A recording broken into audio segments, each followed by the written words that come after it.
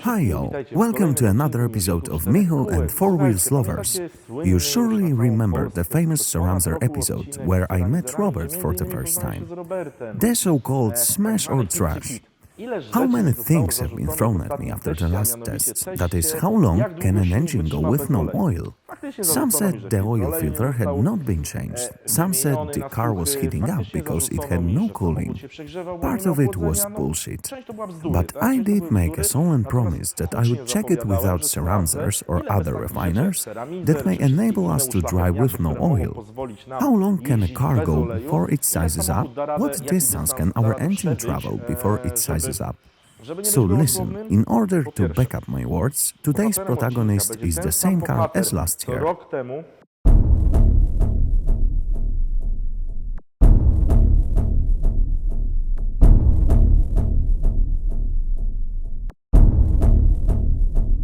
Well, maybe not exactly the same, but it is the Golf 3 2, and it has a 1.6 engine, the same as with the Surroundser. It's the Golf we are putting together for Four Wheels Lovers. We are making a combo with the blue one, so it's going to be a 1.9. I know some will cry that Ethiopian families could still live off this engine, but we can't eat a cake and have it.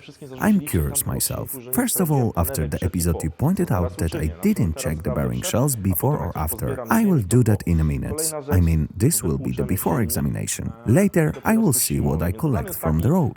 Another thing, we will do engine flush before we drain the oil, so this is the plan. The car is registered insured. I can take it to the road, not like back then with the Surroundser. I'm going to drain the oil, show you the bearing shells, put them back on, install the sump, take out the top cover so that you see.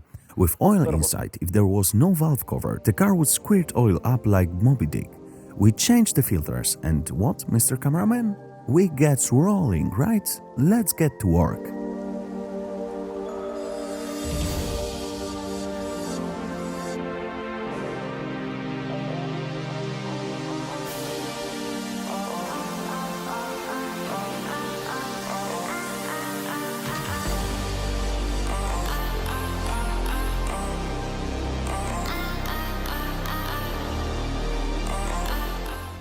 So the sump is gone, take a look. Everything is leaking, causing and dripping. This is how it looks.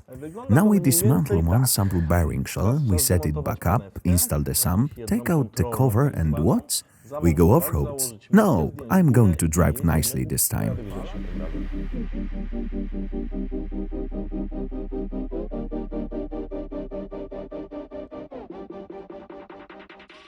In such moments, I feel like an automotive archaeologist. I must say I've always liked it as hell. A 1.6 Golf engine over 20 years old, never repaired, that's for sure. Surely many riders have gone wild with it, and surely it could tell many stories. Check out the bearing shell. I was expecting it to be discolored and ground down. I must say that it doesn't look tragic, given to unknown mileage and usage. Generally it looks fine. In normal condition, it could still go a long way with these bearing shells. We still need to change the oil filter, set up the sump and all, and we bring it on.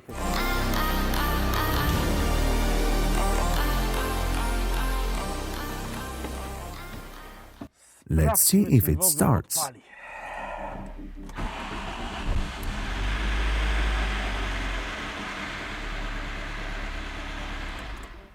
Yep, it works.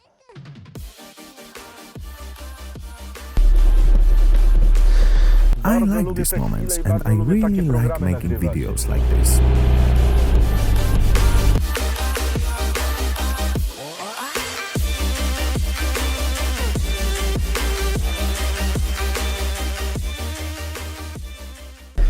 I would say the valves are a bit loud. I hope you can hear me alright. The oil pressure sensor works, showing no oil. Place your bets how long it will go. Golf's power steering. Respect, man. I say it will do 7 kilometers, but we will see.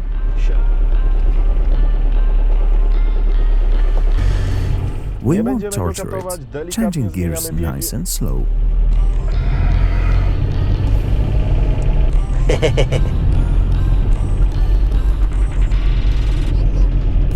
The wipers work. New wipers in golf. New wipers, ladies and gentlemen. The speedometer is down. Something broke there.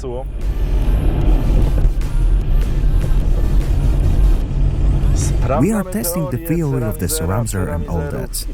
For the science.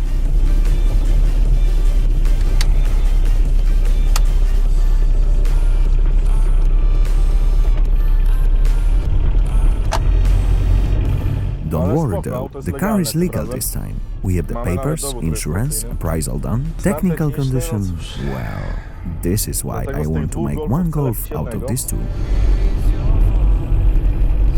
I have to set up the daily counter. Sure, it won't work with the speedometer down, but we will measure the distance when we go back, because we'll have a different counter, one of the car that is filming us now.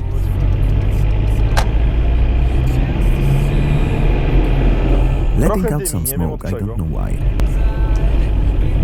So far the engine works fine. Worst part is there are train tracks ahead. Changing into thirds.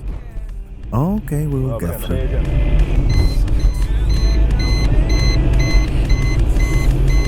Something is talking to me. Fifth gear. In order not to damage the environment, we installed the oil sump. Looks like it's starting to seize up. It's working in a weird way and has no power. 5th minute of driving with no oil. I'm telling you, respect. Oh, this can be good. Oil splash. I have some brake cleaner here. I think the end is near. Give the camera here, the end is near. Quick! Engine is still running. A tough day for the cameraman. Second. Still going. No surroundser. We are at the 11 minutes. I did not expect it. Oh shit!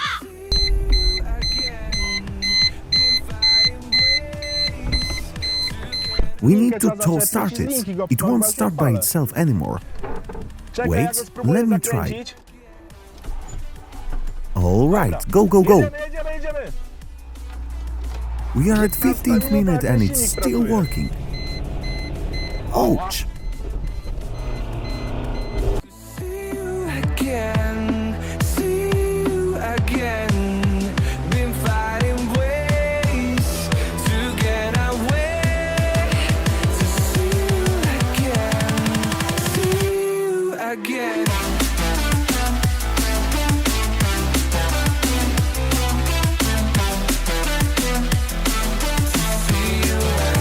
Stop talking to me!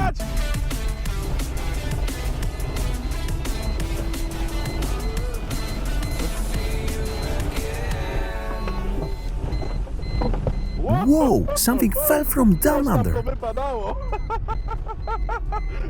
Overtaking was not allowed.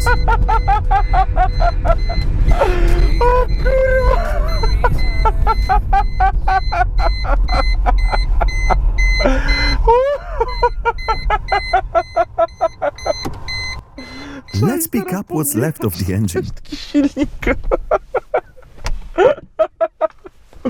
See you in a bit. I'm in the middle of nowhere collecting the pieces that flew out from the Golf, but both the camera guy and me, we are very happy, because it drove for 20 minutes non-stop. Can you even imagine? We still have to measure the distance because the Golf's meter was down. So we will measure the distance, tow the Golf, and we will meet in the studio to see the level of damage, which, I can tell you now, is huge. Resetting the meter from the place of Golf's demise, we will set it to round to the garage, and then we go to get the Golf. Okay, the distance covered by the Golf was almost 10 kilometers. Show them. Conclusions. What you just saw was found in the sump, so I still endorse the theory that despite the better weather conditions than in the Saramser test, because then it had been hot and I killed the car with the high RPMs. I will tell you this, big respect for the Golf for making 10 kilometers. I didn't strain it, I didn't. If anybody wants, I can show you the uncut GoPro footage. No fake here. The engine worked for 19 minutes. Here you have a close-up on the bearing shells. I'll melt it down. As soon as the shell started to revolve, something quite unusual happened this time, because a connecting rod just shot out from one of the side of the engine block, not into the sump. It pierced a hole the size of the fist. So if there are any theories about driving without oil, we are all adults. You can now tell how much a car can take when you don't put oil in and what the consequences are. Telling me about some magical substances that ensure lubrication without oil, I don't know, I just can't believe it.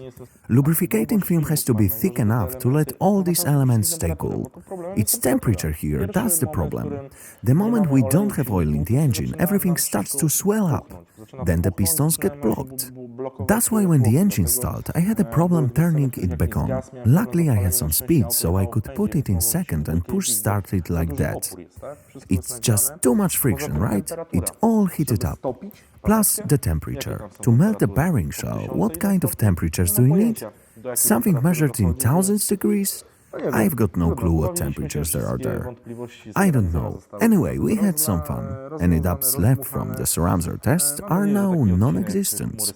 I hope you enjoyed a fun little episode like this on a Friday afternoon. We are about to move the engine from the other Golf, because this body will be used to make a car for testing that we posted so much about. What else can I say? Truth is, the car didn't have power from the start. The lack of lubrication cut the power down drastically, because I know how it ran before and how it ran now.